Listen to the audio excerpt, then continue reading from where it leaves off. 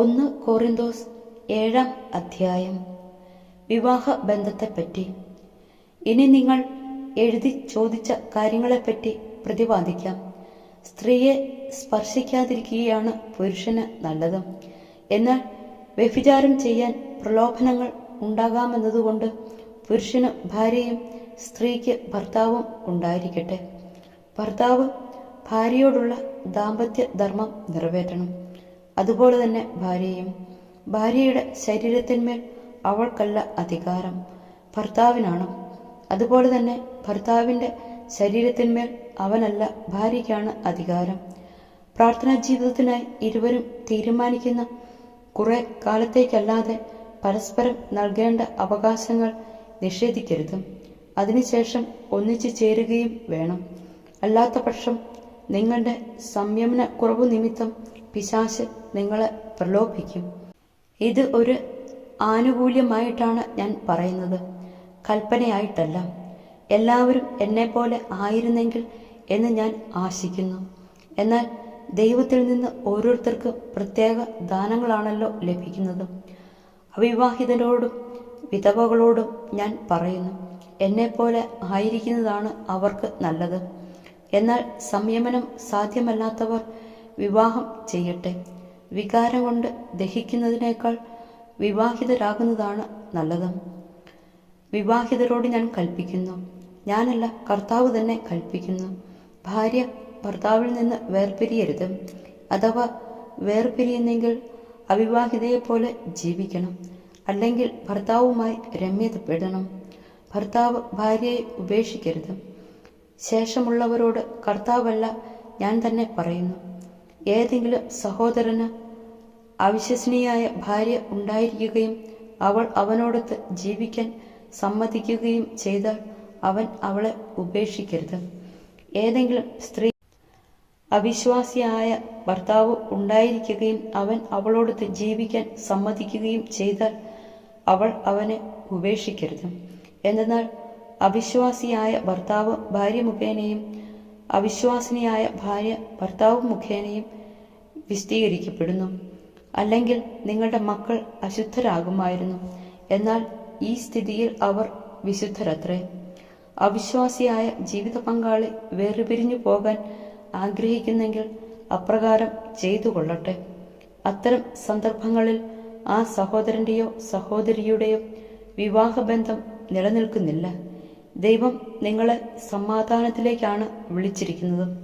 അല്ലയോ സ്ത്രീ, നിനക്ക് ഭർത്താവിനെ രക്ഷിക്കാൻ ആവുമോ എന്ന് എങ്ങനെ അറിയാം? അല്ലയോ പുരുഷ, നിനക്ക് ഭാര്യയെ രക്ഷിക്കാനാവുമോ എന്ന് എങ്ങനെ അറിയാം? വിളി അനുസരിച്ച് ജീവിക്കുക.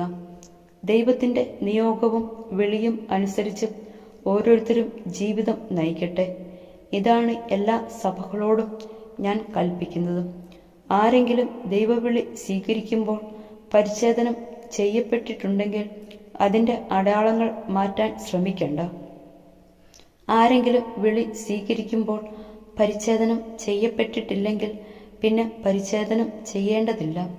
പരിച്ഛേദിതനോ അപരിച്ഛേദിതനോ എന്ന് നോക്കണ്ട. ദൈവകൽപ്പനകൾ പാലിക്കുക എന്നതാണ് സർവപ്രധാനം.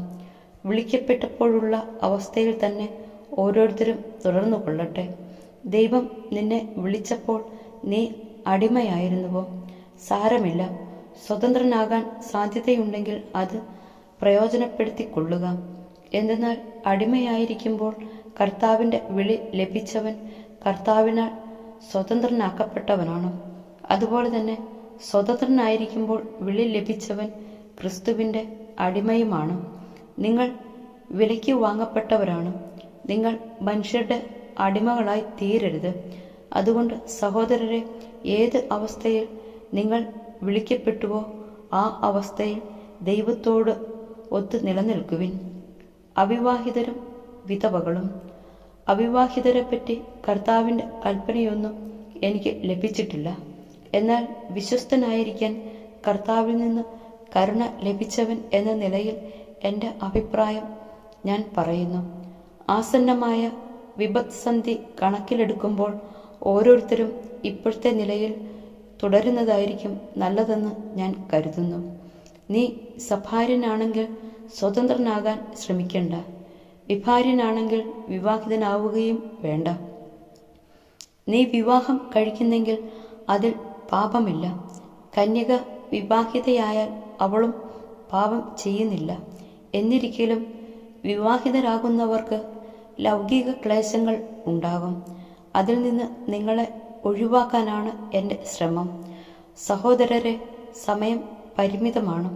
ഇനിമേൽ ഭാര്യമാരുള്ളവർ ഇല്ലാത്തവരെ പോലെയും വിലപിക്കുന്നവർ വിലപിക്കാത്തവരെ പോലെയും ആഹ്ലാദിക്കുന്നവർ ആഹ്ലാദിക്കാത്തവരെ പോലെയും വാങ്ങുന്നവർ ഒന്നും കൈവശമില്ലാത്തവരെ പോലെയും ലോകകാര്യങ്ങളിൽ ഇടപെടുന്നവർ ഇടപെടാത്തവരെ പോലെയും ആയിരിക്കട്ടെ.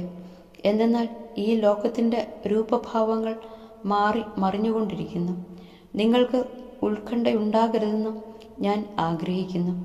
അവിവാഹിതൻ കർത്താവിനെ എങ്ങനെ സംപ്രീതനാക്കാമെന്ന് ചിന്തിച്ച് കർത്താവിൻ്റെ കാര്യങ്ങളിൽ തൽപരനാകുന്നു. വിവാഹിതൻ സ്വഭാര്യയെ എങ്ങനെ പ്രീതിപ്പെടുത്താമെന്ന് ചിന്തിച്ച് ലൗകിക കാര്യങ്ങളിൽ തൽപരനാകുന്നു. അവൻ്റെ താൽപ്പര്യങ്ങൾ വിഭജിക്കപ്പെട്ടിരിക്കുന്നു. അവിവാഹിതയായ സ്ത്രീക്കും കന്യകയും ആത്മാവിലും ശരീരത്തിലും വിശുദ്ധി പാലിക്കാനായി കർത്താവിൻ്റെ കാര്യങ്ങളിൽ തൽപരരാണ്. വിവാഹിതയായ സ്ത്രീയാകട്ടെ ഭർത്താവിനെ എങ്ങനെ സന്തോഷിപ്പിക്കാമെന്ന് ചിന്തിച്ച് ലൗകിക കാര്യങ്ങളിൽ തൽപരരാകുന്നു. ഞാൻ ഇത് പറയുന്നത് നിങ്ങളുടെ നന്മയ്ക്കു വേണ്ടിയാണ്, നിങ്ങളുടെ സ്വാതന്ത്ര്യത്തെ തടയാനല്ല. പ്രത്യുത നിങ്ങൾക്ക് ഉചിതമായ ജീവിതക്രമവും കർത്താവിനെ ഏകാഗ്രമായി ശുശ്രൂഷിക്കാൻ അവസരവും ഉണ്ടാകാൻ വേണ്ടിയാണ്. ഒരുവന് തൻ്റെ കന്യകയോട് സംയമനത്തോടുകൂടി പെരുമാറാൻ സാധിക്കുകയില്ലെന്ന് തോന്നിയാൽ അവൾ പിന്നിട്ടവളെങ്കിലും അനിവാര്യമെങ്കിൽ അവൻ്റെ ഹിതം പോലെ പ്രവർത്തിക്കട്ടെ. അവർ വിവാഹം കഴിക്കട്ടെ, അത് പാപമല്ല.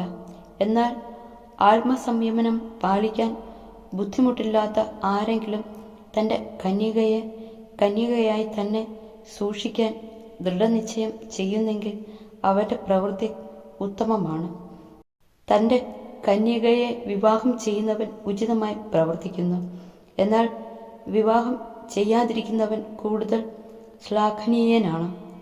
ഭർത്താവ് ജീവിച്ചിരിക്കുന്നിടത്തോളം കാലം ഭാര്യയുടെ വിവാഹബന്ധം നിലനിൽക്കുന്നു.